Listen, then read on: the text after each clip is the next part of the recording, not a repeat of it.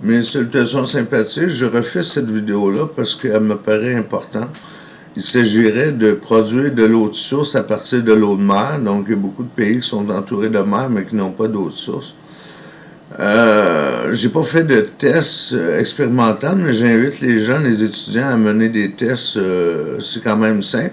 Il s'agit d'une loupe géante si on parle de gros volumes d'eau de source qu'on veut produire.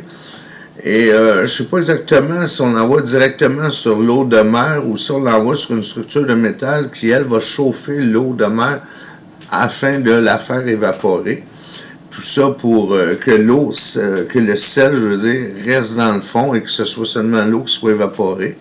Et l'eau qui s'en va vers les airs, mais par un système de fan, il y a une fan d'un côté qui pousse l'air de l'autre côté, puis de l'autre côté, il y a une fan qui tire l'air pour l'amener dans une autre chambre où ce que l'eau, elle serait la vapeur, je veux dire, se transformerait en eau et ainsi capturer l'eau de source pour pouvoir s'abreuver, entre autres, surtout qui est important, et s'en servir pour l'agriculture peut-être.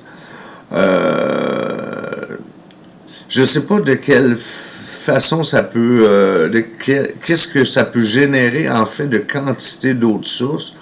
Mais selon moi, surtout dans un endroit où on en a vraiment besoin, c'est un faible coût que d'avoir une loupe géante avec des fans qui tirent l'air pour la transformer,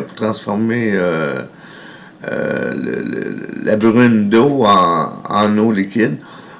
C'est à faible coût et selon moi, c'est sûr que ça vaut la peine.